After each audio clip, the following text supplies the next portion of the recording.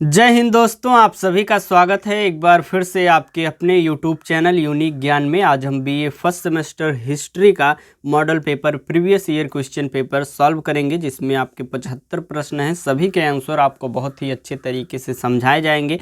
आपको पता ही होगा कि प्रीवियस ईयर क्वेश्चन पेपर का कितना महत्व होता है, क्योंकि सीधे सीधे प्रश्न वहाँ से हमें देखने को मिलते हैं। इसलिए चलिए देखते हैं कौन कौन से प्रश्न आए हैं, किस टॉपिक से अधिक प्रश्न आए हैं।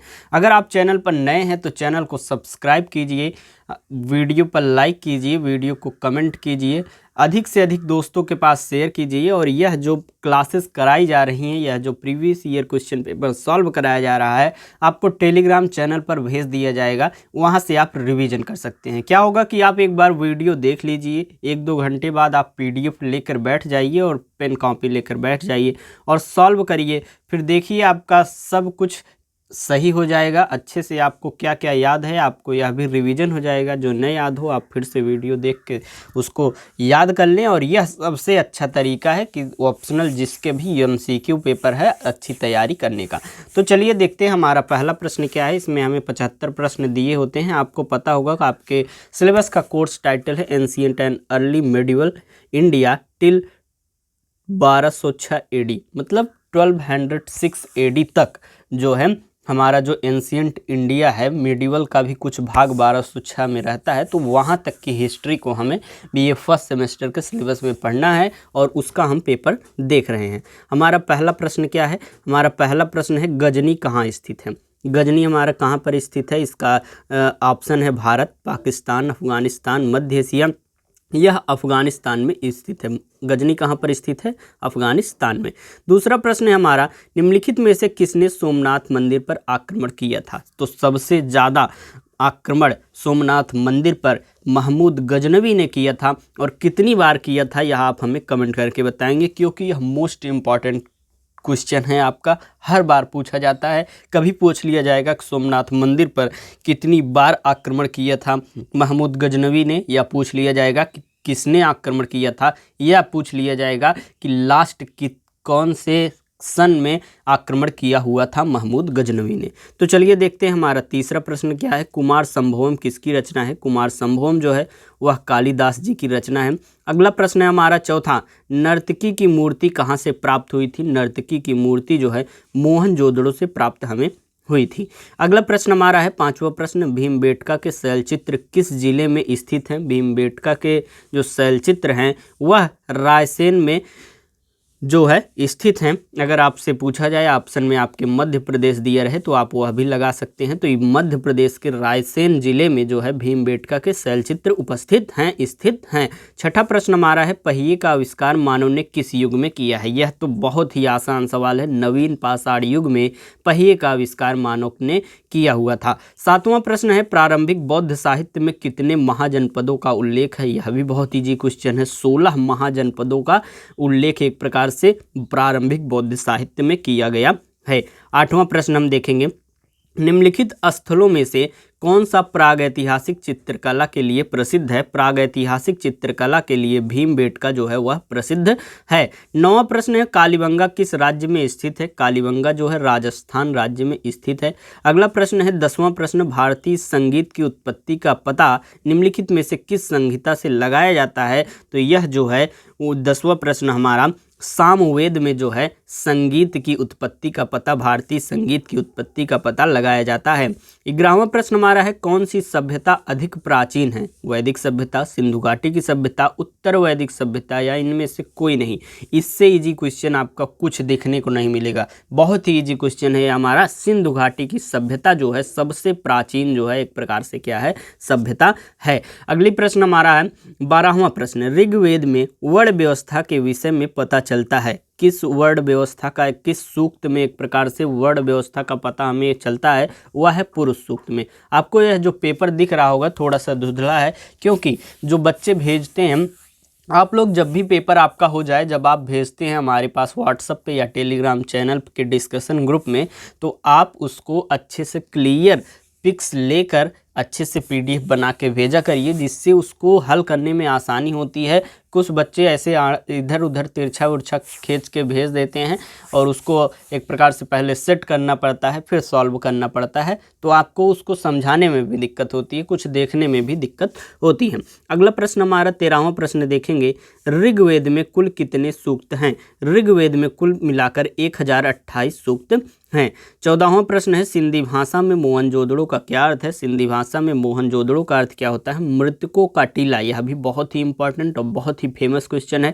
15वां प्रश्न हम देखेंगे। 15वां क्वेश्चन हमारा है, सिंधु घाटी सभ्यता में प्राप्त महान स्नानागार प्राप्त हुआ है, वह कहाँ से है? मोहनजोदड़ो से हमें जो है महान स्नानागार का पता मिला हुआ है। अगला प्रश्न 16वां, हड़प्पा संस्कृति की मुहर और टेराकोटा कला पर निम्नलिखित में से किस जानवर को अंकित नहीं किया गया? हाथी, गेंडा ये सब अंकित है, लेकिन गाय को एक प्रकार से अंकित नहीं किया गया है। 17वां प्रश्न हम देखेंगे, सिंधु सभ्यता के निवासी जो हैं वह किस धातु से परिचित नहीं थे? तांबा, कांसा, टीन, इन सभी धातुओं से वह परिचित थे, लेकिन वह लोहा से परिचित नहीं थे। अगला प्रश्न हमारा आता है, वैदिक सभ्यता में गांव के प्रधान को क्या कहा जाता है? वैदिक सभ्यता में गांव के प्रधान को ग्रामणी कहा जाता है। अगला प्रश्न हमारा है 19वां प्रश्न, उपनिषद शब्द का शाब्दिक अर्थ क्या होता है? निकट बैठना जो है उपनिषद शब्द का शाब्दिक अर्थ माना जाता है, होता है। अगला प्रश्न 20वां प्रश्न है, an advance history of India किसके द्वारा लिखित है? An advance history of the India लिखित है यह RC मजूमदार द्वारा। 21वां प्रश्न हम देखेंगे, सम्राट चंद्रगुप्त मौर्य का शिक्षक एवं संरक्षक कौन है? तो इसके शिक्षक और संरक्षक चाणक्य जी हैं। अगला प्रश्न है 22वां, योग सूत्र के लेखक कौन है? योग सूत्र के लेखक महर्षि पतंजलि हैं। 23वां प्रश्न है, बिंबिसार एवं अजातशत्रु किस वंश के थे? बिंबिसार एवं अजातशत्रु जो है हर्यक वंश के थे। 24वां प्रश्न है, कौन मौर्य शासक नहीं है? मौर्य शासक जो है मिनांडर, वह मौर्य शासक नहीं है। दशरथ, संप्रति और अशोक यह सभी मौर्य शासक हैं। अगला प्रश्न है 25वां प्रश्न, अर्थशास्त्र की रचना किसने की हुई थी? अर्थशास्त्र की रचना जो है वह कौटिल्य ने की हुई थी। अगला प्रश्न हमारा है 26वां प्रश्न, देव नाम प्रियदर्शी की उपाधि धारण किसने की थी? अशोक ने अपने आप को देव नाम प्रियदर्शी कहा था, प्रिय कहा हुआ था। 27वां प्रश्न हम देखेंगे, मौर्य वंश का अंतिम सम्राट कौन था? मौर्य वंश का अंतिम सम्राट कौन था? बृहद्रथ था। अगला प्रश्न 28 नंबर, निम्नलिखित में से किस देश में अशोक का कोई अभिलेख नहीं मिलता है? तो श्रीलंका में, क्योंकि वह साउथ में था, साउथ में अशोक गया नहीं था। भारत, पाकिस्तान, अफगानिस्तान एक प्रकार से ये जो क्षेत्र था इसमें यह अशोक का अभिलेख देखने को हमें मिलता है। अगला प्रश्न हमारा है 29, किस मौर्य शासक ने 262 ईसा पूर्व में कलिंग का प्रसिद्ध युद्ध लड़ा था? तो अशोक मौर्य जो शासक था वह प्रसिद्ध युद्ध कलिंग का लड़ा हुआ था। 30वां प्रश्न है, चंद्रगुप्त मौर्य ने शासन काल में भूमि कर कितना था? जो चंद्रगुप्त मौर्य का शासन काल था उसमें भूमि कर कितना लिया जाता था? तो लिया जाता था 1/6, मतलब जितना आपका एक प्रकार से भाग होता था उसका 1/6 भाग आपको कर के रूप में देना होता था एक प्रकार से। अगला प्रश्न हमारा है, वह भेरी घोष के स्थान पर धम्म घोष करेगा, यह घोषणा किस शासक की थी? यह घोषणा थी अशोक मौर्य की। अगला प्रश्न 32 नंबर, कौटिल्य के अर्थशास्त्र की तुलना पश्चिम के किस ग्रंथ से की जाती है? मैकियावेली के द प्रिंस जो उनकी ग्रंथ है उससे कौटिल्य के अर्थशास्त्र की तुलना की जाती है। अगला प्रश्न हमारा है 33 नंबर, संसार में संस्कृत की प्राचीनता पुस्तक कौन सी? प्राचीनतम पुस्तक कौन सी है? सबसे पुरानी पुस्तक कौन सी है? वह है ऋग्वेद।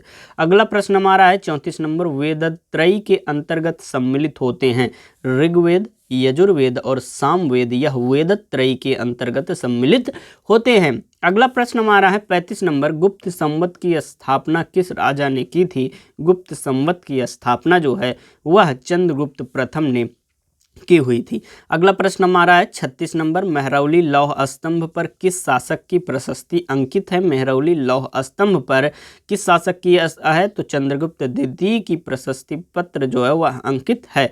अगला प्रश्न 37 नंबर है, फाहियान किसके काल में भारत आया हुआ था? फाहियान जो है वह चंद्रगुप्त द्वितीय के शासन काल में आया हुआ था। अगला प्रश्न हमारा 38 नंबर, प्रयाग प्रशस्ति में लिच्छवी दैहित्र किसे कहा गया है?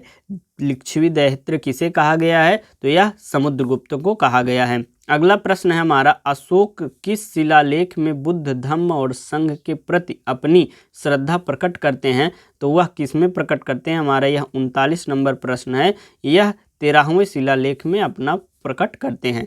अगला प्रश्न हमारा 40 नंबर, यूनानी भाषा का सैंड्रोकोटास नाम किस भारतीय राजा का था? सैंड्रोकोटस नाम जो है किस भारतीय राजा का यूनानी भाषा में दिया गया था? तो यह दिया गया था चंद्रगुप्त मौर्य को। अगला प्रश्न हमारा है 41 नंबर, हम देखेंगे समुद्रगुप्त को किसने भारत का नेपोलियन कहा था? तो यह इनको नेपोलियन किसने कहा था? V.A. स्मिथ ने कहा हुआ था। 42वां प्रश्न है, निम्न में से किसने प्रयाग प्रशस्ति की रचना की हुई थी? हरिसेन ने। एक प्रकार से आपको यह भी देखने को कहीं कहीं लिखा हुआ मिल सकता है। हरिसेन ने जो है वो उन्होंने प्रयाग प्रशस्ति की रचना की हुई थी। 43वां प्रश्न है, किस गुप्त शासक ने दक्षिण भारत को विजित किया था? मतलब किसने दक्षिण भारत को जीता हुआ था? तो वह थे समुद्रगुप्त। अगला प्रश्न हमारा है, गुप्त सम्राटों की राजधानी कौन सी थी? गुप्त सम्राटों की राजधानी पाटलिपुत्र थी। अगला प्रश्न हमारा 44-45 नंबर, फ्यूडलिज्म शब्द किस भाषा के फ्यूड शब्द से लिया गया है? तो यह लैटिन भाषा के फ्यूड शब्द से लिया गया है। बहुत ही मेहनत से आपके लिए यह पेपर सॉल्व कराया जाता है, जो कि आपके लिए बहुत लाभदायक भी होता है। सीधे सीधे प्रश्न आपको देखने को मिलते हैं। तो वीडियो को अधिक से अधिक शेयर करने की अपने दोस्तों के पास आपकी जिम्मेदारी बन जाती है, और वीडियो को लाइक करने की, चैनल को सब्सक्राइब करने की, और टेलीग्राम से PDF लेकर रिवीजन करने की, जिससे आपकी तैयारी जो है बेहतरीन से बेहतरीन हो सके। अगला प्रश्न हम देखेंगे 46 नंबर। 46 नंबर, जब भी आपका देखिए पेपर समाप्त हो जाए तो अपना पेपर जो है टेलीग्राम चैनल में एक डिस्कशन ग्रुप बना हुआ है, वहाँ पर भेज दीजिए। अगर नहीं आप टेलीग्राम यूज करते तो व्हाट्सअप नंबर दिया गया है, जो कि है 86 048 46 796। यह जो नंबर है, इस पे आप जब भेज देंगे तो आपका जो पेपर है वह सॉल्व करा दिया जाएगा। इससे फ़ायदा आपको पता ही है कि आप अपना क्या कर लेंगे, रिवीजन कर लेंगे, और साथ ही साथ रिवीजन के साथ जो अन्य यूनिवर्सिटीज़ हैं जहां पर एग्ज़ाम नहीं हुए हैं, उनके जो बच्चे हैं उनको लाभ मिल जाएगा। अगला प्रश्न 46 नंबर है, भारत में सामंतवाद का उद्भव निम्नलिखित में से किस काल में माना जाता है? सामंतवाद का उद्भव जो है गुप्त काल में माना जाता है। 47 नंबर प्रश्न है हमारा, भारतीय सामंतवाद पुस्तक किसकी रचना है? भारतीय सामंतवाद जो है R.S. शर्मा की रचना है। अगला प्रश्न हमारा 48 नंबर, परमार वंश का संस्थापक कौन था? परमार वंश का संस्थापक उपेंद्र जी थे। 49 नंबर प्रश्न, संयोगिता संयुक्ता किस की पुत्री थी? तो यह जयचंद्र की पुत्री थी। अगला प्रश्न हमारा 49 नंबर हमने देख लिया। 50 नंबर हमारा प्रश्न है, किस प्रतिहार शासक को अरबों के साथ सफलतापूर्वक संघर्ष हेतु जाना जाता है? तो किसको जाना जाता है? नागभट्ट प्रथम को जो है अरबों के साथ सफलतापूर्वक संघर्ष करते हेतु जाना जाता है। 51 नंबर प्रश्न है, किस ग्रंथ को उल्लेख के आधार पर यह माना जाता है कि राजपूतों का उदय अग्निकुंड से हुआ था? यह जो है पृथ्वीराज रासो से माना जाता है। 51 के बाद हमारा 52 नंबर प्रश्न है, कौन सी पुस्तक हर्षवर्धन द्वारा नहीं लिखी गई थी?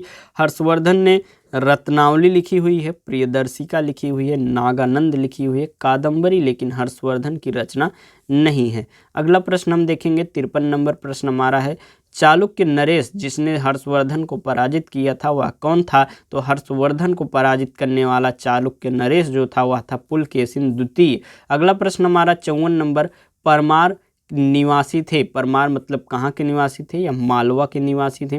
अगला प्रश्न हमारा 55 नंबर, पृथ्वीराज रासो किसने लिखा था? पृथ्वीराज रासो चंद्र बरदाई ने लिखा हुआ था। 56 नंबर है, बुद्ध चरित किसकी रचना है? बुद्ध चरित अश्वघोष की रचना है। 57 नंबर प्रश्न है, हर्ष को सकलोत्तरा पथनाथ किस अभिलेख में कहा गया है? तो सकलोत्तरा पथनाथ जो है उसे नवसारी अभिलेख में कहा गया है, नवसारी अभिलेख में कहा गया है।